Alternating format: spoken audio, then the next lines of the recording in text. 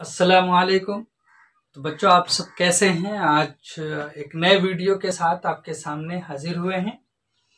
आज की इस क्लास में हम क्लास 10th के सिलेबस को कवर करेंगे और उसमें चैप्टर है, जैसा कि हम इससे पहले बता चुके हैं कि हमद खुदाए अज़्ज़ा वजल शबनम कमाली की तख्लीक है। वो इस हमद के शायर हैं। ये नज़्म शबनम कमाली ने लिखी है और हमारे सिलेबस में शामिल है। इस हमद को डिटेल से समझेंगे, इसमें शायर ने क्या चीज़ें कही हैं। जबकि हमद के अशार में हम ये पढ़ चुके हैं कि उसका एक सीक्वेंस होता है, किस तरह से वो अपने परवरदिगार के सामने, अपने रब के सामने सवाल करता है और दुआ करता है। तो यहाँ पर भी शबनम कमाली ने उसी अंदाज से ये कमाल की नज़्म कही है और उसको हम यहाँ पर समझेंगे। तो बस एक शेर की तशरीह हम यहाँ पर सबसे पहले लिखते हैं, उसके बाद फिर आपको उसके एक एक शेर, जितने भी अशार हैं यहाँ पर, हम उसकी तशरीह करेंगे। तो देखिए, सबसे पहला शेर हमारी किताब में है, खालिक़े दो जहां है तू, इज़्ज़ जुल जलाल है, यकता है तेरी ज़ाते पाक, आली वो बेमिसाल है। तो यहाँ पर हम सबसे पहले लिख रहे हैं तशरीह। दर्ज बाला शेर शबनम कमाली की तख्लीक है। शबनम कमाली ने ये अशार कहे हैं, तो उनमें है कि आपने, यानी शबनम कमाली ने अल्लाह रब्बुल इज़्ज़त की सिफात को बयान किया है। यहाँ पर आप देखिए तो उनकी एक सिफत है खालिक, पैदा करना। दो जहां दुनिया और आखिरत को कहते हैं, तो उसी को लिखा है। कि फिर ये एक फारसी वर्ड है इज़्ज़, ये भी एक सिफाती नाम है अल्लाह का जो इस्तेमाल किया है। जुल जलाल इज्जत और बड़ाई वाले को कहते हैं, ये भी इस्तेमाल, यानी कहा कि आपकी जात, जैसा कि यहाँ लिखा इस तरह से कि दो जहां दुनिया और आखिरत का पैदा करने वाला अल्लाह की जात है और इज्जत और बड़ाई वाला भी है। अब उसके बाद इस शेर में कहा कि यकता है तेरी जाते पाक, आली वो बेमिसाल है। यानी अब यहाँ से देखिए, अल्लाह की जात वो तन्हा है, अकेला है, और उसके बाद भी वो क्या है, बुलंद मुकाम और बुलंद मर्तबा है। और साथ ही एक सिफत और भी यहाँ पर पेश कर दी कि उस जैसा कोई नहीं है, वो बेमिसाल है। इस तरह से शबनम कमाली ने इसमें सिर्फ और सिर्फ अल्लाह रब्बुल इज़्ज़त की जो सिफात होती हैं, उन्हीं सिफात को बयान किया है।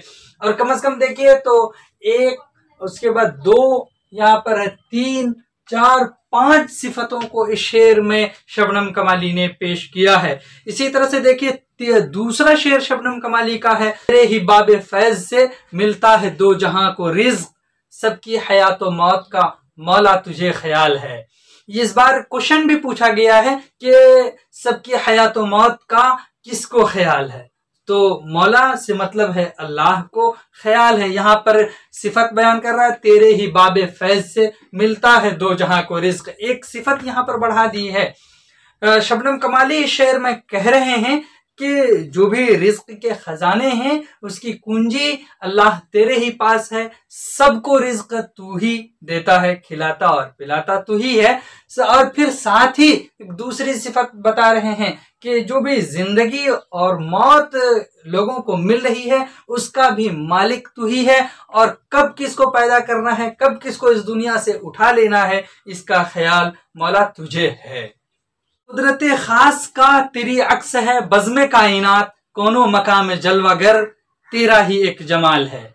इसमें भी बता रहे हैं, अल्लाह की सिफत को पेश किया है। पेश करते हुए कह रहा है कि ये जो दुनिया हम देख रहे हैं, बस तेरी ही कुदरत की बदौलत ये दुनिया जो कायम हुई है। ये बज़्म हम कहते हैं किसी भी अंजुमन को, किसी प्रोग्राम को। ये जो दुनिया हमें एक बज़्म की मानिंद दिख रही है, ये इतनी बड़ी दुनिया आपने अपने बस कुदरत से ही कायम किया हुआ है, इसको खड़ा किया हुआ है। नीचे जमीन और ऊपर आसमान जो हमें दिख रहा है, इसमें आपकी कुदरत की जलवागरी काम कर रही है। कौनो मकाम जलवागर तेरा ही एक जमाल है, कौनो मकाम, यानी ये दुनिया में और आखिरत में जो भी हमें कुछ चीजें नजर आ रही हैं, जो काम काज हो रहे हैं, जो बेमिसाल चीजें दिख रही हैं, कभी तो हमें लगता है ऐसा नहीं होना चाहिए था, ये कैसे आखिर खड़ा है। जैसे कि ये सारी जो जलवागरी है, रंग बिरंगी है, ये सारी चीजों में आपका ही जमाल नजर आता है, कहीं पर जो जलाल नजर आता है, और ये सारी खूबसूरती तेरे ही बदौलत है। इस तरह से अगले शेर में है, कायम है तेरे हुक्म से आज भी नज़्मे जिंदगी। ये जो जिंदगी हमें मिली हुई है इसमें कहीं बेतरतीबी नहीं हो रही है। जो हमें दिख रहा है कि सुबह नाश्ता, शाम खाना और दोपहर में ज़ोहराना, ये सारी चीजें जो एक हमारी जिंदगी जो सेटिंग से चल रही है, जो एक तरतीब हमें जिंदगी में नजर आ रही है, इसमें भी सिर्फ और सिर्फ तेरे हुक्म इशारे से ही ये मुमकिन हो पाया है। तेरे सिवा कहीं मिले तो ये जिंदगी मुहाल है।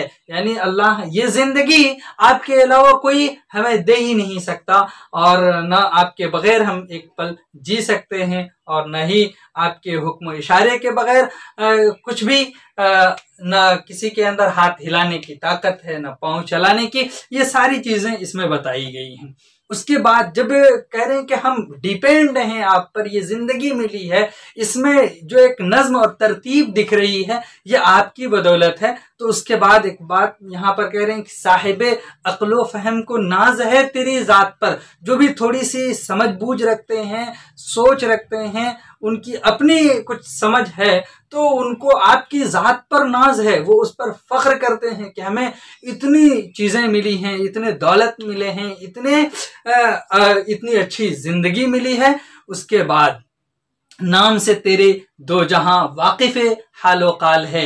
यानी आपके ही जो फहम वाले हैं, बसीरत वाले हैं, समझ वाले हैं, वो आपका फिर गुणगान गाने लगते हैं, आपकी तारीफ और तौसीफ, आपकी मदह करने लगते हैं। अब उसके बाद कह रहे हैं कि लाख बरस अगर कोई हमदो सना तेरी करे। यानी जो समझ बूझ वाले लोग हैं वो आपके गुणगान तो करते हैं। उसके बाद यहाँ पे कहा कि अगर कोई आदमी ये सोच ले कि हम थोड़ी सी तारीफ कर लेंगे और उसके बदले में जो चीजें मिली हैं बस वही है, कहा कि बिल्कुल भी नहीं। अगर कोई आदमी सिर्फ आपकी 1000 क्या 1,00,000 साल भी उसको मिल जाए और वो सिर्फ तारीफ और तौसीफ में जिंदगी के पल गुजारता रहे और वो सोचे कि हक अदा हो गया, तो बिल्कुल भी नहीं हो सके हक अदा तेरा, मुमकिन नहीं, मुहाल है। यानी मुमकिन तो हमको कभी लगता है कि नहीं हो सकता, हो जाएगा, लेकिन कहा कि मुहाल है, ये नामुमकिन है, हो ही नहीं सकता है। उसके बाद यहां से शबनम कमाली अब जो तारीफ करने के बाद अब दुआ कर रहे हैं कि उसके कि आप इतने, हम आपकी चाहे तारीफ कर लें, हम हमेशा बैठ करके आपकी जो है मदह और तौसीफ बयान करते रहें, ये मुमकिन तो नहीं है। तो मेरे खुदा जुल्मते दहर में हमें नूरे सहर की तलाश है, लुत्फो करम की एक नजर मौला ये अर्ज़ हाल है। यहाँ पर कहा कि ये जो दुनिया है ये कह लीजिए कि बुराइयों का अड्डा बना हुआ है। दहर कहते हैं जमाने को और जुल्मत तारीकी को, अंधेरे को। गोया कि यहाँ पर जो बुराइयां आम हो चुकी हैं इसमें हमको नूरे सहर की तलाश है। यानी बिल्कुल ऐसे ही जैसे कि रात हो जाती है और रात के बाद जो सहरी का वक्त होता है, सहर के वक्त में एक रोशनी निकलती है, उससे हमें ये एहसास होने लगता है कि अब जो है उजाला हो जाएगा, दिन होने को करीब है। तो बिल्कुल उसी तरह से कि हमें उसी नूरे सहर की तलाश है, लुत्फ़ो करम की एक नज़र मौला ये अर्ज़ हाल है। बस हम तो इन बुराइयों में डूबे हुए हैं, मुलव्विस हैं। अब आप ही के इनायत, आप ही की तवज्जो की बदौलत हम यहाँ से निकल सकते हैं। तो मौला हम पर वो नज़र डाल दे, हमें जो नूर सहर की तलाश है वो हमें नसीब फरमा। उसके बाद अगली दुआ फिर यहाँ पर कर रहे हैं। ये आम तौर पर एग्जाम में पूछा भी जाता है कि मकसदे नेक में सदा कर दे हमें तो कामयाब। जो भी हमारी नेक और जायज तमन्नाएं हैं, नेक ख्वाहिशें हैं, उसमें तो हमें कामयाबी दे। तेरे हुजूर खास में अपना यही एक सवाल है। अब यहाँ पर कह दिया कि जो भी चीजें थी जो हमें मांगना था वो हम मांग रहे हैं, कि अब आपकी तारीफ और तौसीफ, आप दो जहां के पालने वाले हैं, आपकी जात बेमिसाल है, बुलंदो बाला है, आप ही से हमको रिज्क मिलता है, हमारी मौत और हयात के मालिक आप हैं, और फिर ये जो दुनिया है ये आपकी कुदरत का एक अक्स है और यहाँ पर आपकी जमाल और यानी आपकी खूबसूरती की जलवागरी दिखती है और जो जिंदगी में तरतीब हमें नजर आती है वो आपकी ही बदौलत है। ये जिंदगी आपके अलावा हमें कहीं नहीं मिल सकती है और फिर हम ऐसे हैं कि हम आपके गुणगान और आपकी तारीफ में दिन बसर कर रहे हैं और हम ये बिल्कुल भी हमारे अंदर हमें ये गर्रा नहीं है कि हम आपकी तारीफ और तौसीफ कर रहे हैं तो शायद हक अदा हो गया, ऐसा बिल्कुल भी नहीं है। हम इसकी नफी करते हैं और फिर इन चीजों की नफी करते हुए हम दुआ मांग रहे हैं कि हमें नूर सहर की तलाश है वो दे दीजिए और जो हमारी नेक तमन्नाएं हैं वो पूरी फरमा दीजिए। ये अपना एक खास सवाल है कि कम से कम हमें जो हमारी जायज तमन्नाएं हैं उसमें कामयाबी अता फरमा। अब उसके बाद शायर आखिर में कह रहा है, शबनमे बेनवा को भी दे दे उरूज बंदगी, यानी इतनी चीजें जो भी चाहे उसको आप सबको दे दीजिए।